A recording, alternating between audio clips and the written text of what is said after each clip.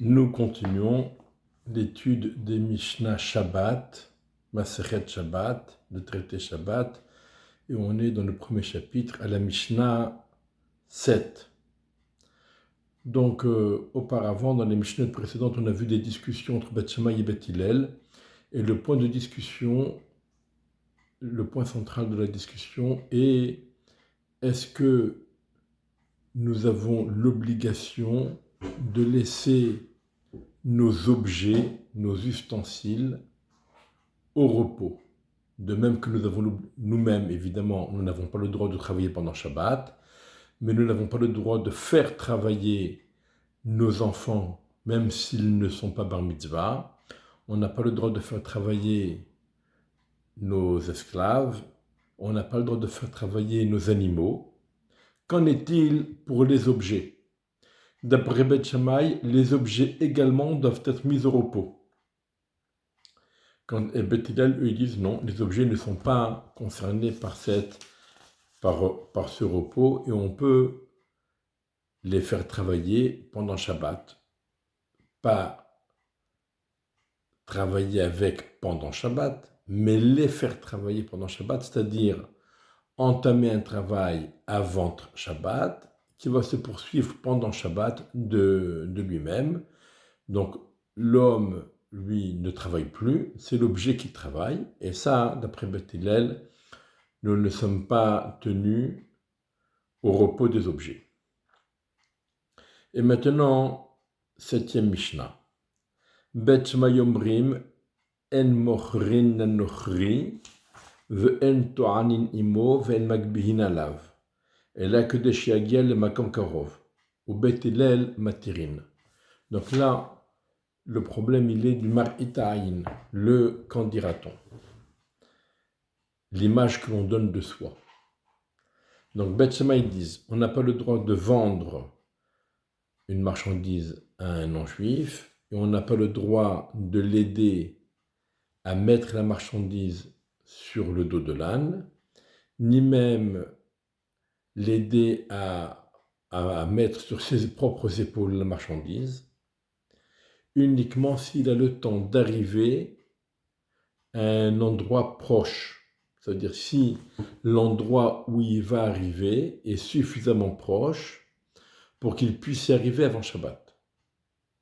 Sinon, c'est interdit d'après Beth Shammai parce que les gens vont dire que le goy transporte de la marchandise du juif à la demande du juif pendant Shabbat.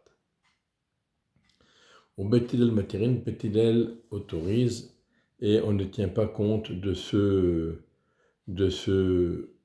qu'en dira-t-on.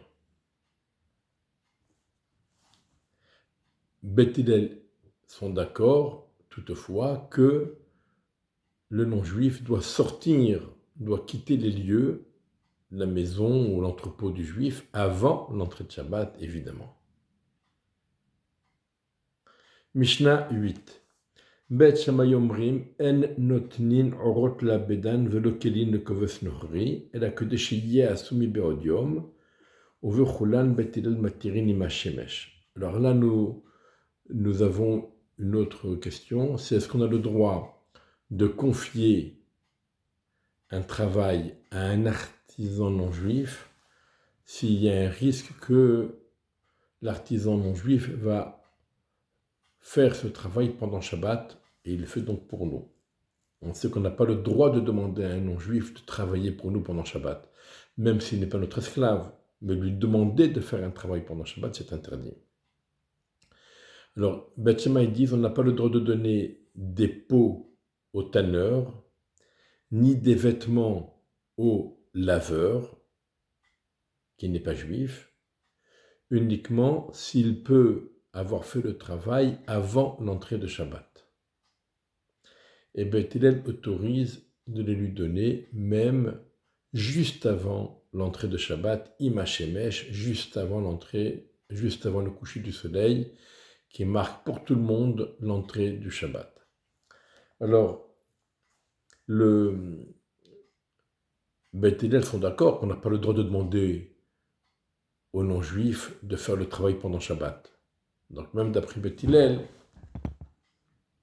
il faut tout au moins qu'on lui laisse le temps de faire le travail en dehors de Shabbat. Soit qu'il ait le temps de le faire avant Shabbat. Si on veut récupérer l'objet tout de suite à la sortie de Shabbat, alors il faut le lui donner de façon à ce qu'il puisse le faire avant l'entrée de Shabbat.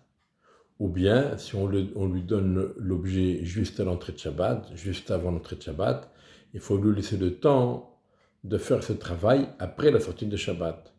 Mais lui donner l'objet juste à l'entrée de Shabbat et le récupérer juste à la sortie de Shabbat, donc forcément, il fera le travail pendant Shabbat. C'est comme si on lui demandait de le faire pendant Shabbat, et ça, c'est évidemment interdit. Alors, selon l'halakha, il y a 3 conditions à remplir pour que ce soit permis. Donc, comme on a dit, ne pas lui demander de le faire pendant Shabbat. Deuxièmement, lui donner suffisamment de temps, avant ou après, pour qu'il puisse le faire hors de Shabbat.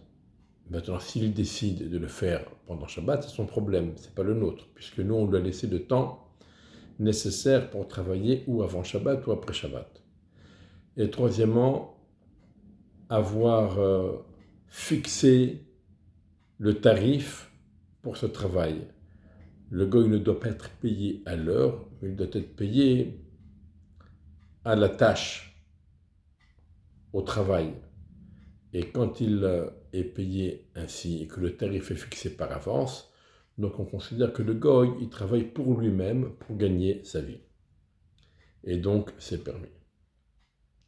Mishnah Tet, 9e Mishnah, je rappelle bien entendu que l'étude des Mishnayot est dédiée le Louis Nishmat, les Niftarim.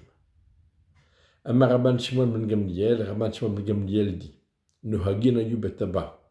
On avait l'habitude chez Papa c'était Rabban Gamliel lui-même, chez Ayu Notnin Kile Lavan, le Koves Nochri, Shlosha Yamim Kodem le Shabbat, qu'on livrait les vêtements blancs aux laveurs non juifs 3 jours avant Shabbat. Étant donné que la lessive blanche nécessite plus de travail et plus de temps. Donc 3 jours avant Shabbat, on livrait le linge blanc, mais pas après, pour être sûr qu'il ait le temps de le faire avant l'entrée de Shabbat. Donc chez Rabban Gamliel, il s'efforçait d'être rigoureux et de suivre la vie de Beth Shammai. Veshavin Elu Va'elu, Shetanin Kurot Betabat de Yigule Agat, tout le monde est d'accord qu'on peut mettre les poutres pour presser les olives dans le pressoir à huile, ainsi que les plaques sur le raisin dans le pressoir à vin, avant l'entrée de Shabbat, et le travail va se faire pendant Shabbat. Pourquoi tout le monde est d'accord que c'est permis ? Parce que on doit broyer les olives avant de mettre les poutres. Et on doit écraser le raisin avec les pieds avant de mettre les plaques. Donc en vérité, l'essentiel de la mlacha a déjà été fait avant Shabbat. Quand bien même il y a un interdit rabbinique de poursuivre la presse des olives et du raisin pendant Shabbat, même s'ils ont déjà été broyés et écrasés avant l'entrée de Shabbat, mais malgré tout, l'essentiel du travail, interdit par la Torah, a déjà été fait avant Shabbat. Et là, puisque on met les poutres et les plaques avant l'entrée de Shabbat, c'est permis, même si le travail va se poursuivre pendant Shabbat. En Tzolin Bassa Mishnah Yud. Donc Mishnah numéro 10. En Tzolin Bassar Batzelu Betza. La Kedeshi Tzol Mibodium. On ne met à griller de la viande, des oignons ou des œufs uniquement s'ils ont le temps de cuire, de griller avant l'entrée de Shabbat. Mais Bodium, c'est-à-dire quand il fait encore grand jour, donc avant l'entrée de Shabbat. En notnin patatanurim imchashecha. On ne met pas de pâte à pain dans le four juste avant l'entrée de Shabbat. Velo harara al gabe gechalim, ni une galette que l'on cuit par-dessus les braises. Et là que déchayik kremu paneham beodium, uniquement si la pâte a le temps de durcir et de brunir avant l'entrée de Shabbat. Rabbi Eliezer Omer que déchayik krom atartan shelah. Rabbi Eliezer dit il faut que la face inférieure ait le temps de devenir croustillante et brune avant l'entrée de Shabbat. Donc ici, le problème est différent. La question, elle est, est-ce qu'on va craindre que pendant Shabbat, on va attiser les braises pour hâter la cuisson des aliments? Donc on nous dit que si jamais les aliments sont déjà cuits avant Shabbat, au moins de façon à être mangeable, Kema'achal ben Drusae, à un niveau de consommation de Bnei Drusae, c'était donc des brigands qui cuisaient au minimum pour pouvoir manger vite et pour pouvoir être toujours prêt à l'action. Donc ils ne perdaient pas de temps pour manger, ils mangeaient très très vite. On apprend donc des méthodes des brigands, quel est le niveau minimal de cuisson qui doit être fait avant Shabbat. Et à partir de ce niveau de cuisson, puisque c'est déjà cuit et mangeable, eh bien, on ne craint pas que pendant Shabbat, on va attiser les braises pour raviver le feu et hâter la cuisson.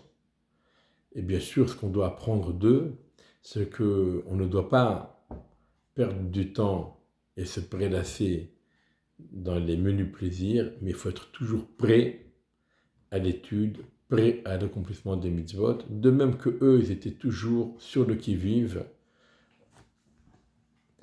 pour être prêts à l'action quand un beaucoup se présente. Dernière Mishnah du Pérec, Meshel Shelin et Apesar Batanurim Chashecha, Umahizin et Urbim Durat Betamoked, Ubagevulin, que déchete Ehoza Urberubban. Rabbi Domer Bapehamim Kolshihu. Donc ici, bien qu'on a vu dans la Mishnah précédente qu'on n'a pas le droit de mettre de la viande à griller juste avant l'entrée de Shabbat, uniquement si elle a le temps de cuire un minimum, comme Machal Ben Drossé, c'est un tiers de cuisson ou la mi-cuisson. Ça, c'est dans les circonstances normales. Mais quand il s'agit du Korban Pessah, si jamais la veille de Pessah, le 14 Nissan tombait un vendredi, et donc il fallait manger le Korban Pessah le vendredi soir pendant Shabbat, et donc il fallait le cuire. On le cuisait donc le vendredi. On pouvait mettre le Korban Pessah, on pouvait faire descendre le Korban Pessah dans le four, parce qu'ils avaient des fours dont l'orifice était au-dessus, et non pas sur le côté, mais au-dessus. Alors on pouvait faire descendre le Korban Pessah à l'intérieur du four juste avant l'entrée de Shabbat, et on ne craint pas que l'on va attiser des braises pour hâter la cuisson du Korban Pessah. Pourquoi? Parce que étant donné que le Korban Pessah est mangé en groupe, les uns et les autres vont se rappeler que c'est Shabbat et qu'on n'a pas le droit d'attiser le feu. De même, on a le droit d'allumer le feu dans la grande cheminée du Bet HaMoked. Bet HaMoked, ça veut dire la grande cheminée. Au Bet HaMikdash, il y avait une salle qui était particulièrement bien chauffée pour les Kohanim, pour que les Kohanim puissent se réchauffer, étant donné que les Kohanim devaient rester pieds nus dans le Bet HaMikdash. Donc ils avaient besoin de se réchauffer. On allumait pour eux, à leur intention, il y avait une salle où il y avait une grande cheminée. Alors, étant donné que les Kohanim sont particulièrement zélés et pointilleux, on ne craint pas que pendant Shabbat, il y en a un qui va commencer à à souffler sur les braises, à attiser le feu, etc. Donc on a le droit d'allumer la cheminée de Beth Moked juste avant l'entrée de Shabbat, sans crainte.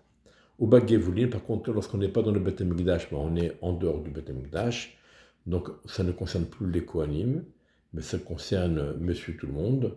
Il faut que décheter et Hozaour Berouban, il faut que le feu puisse prendre dans la majorité des bûches. Alors la majorité en quantité, la majorité qualitativement, ça veut dire que la majorité des bûches soient enflammées et que les bûches soient enflammées dans leur majorité. Enfin, c'est une discussion dans la Gemara, quel est le sens de quelle majorité parlons-nous ici.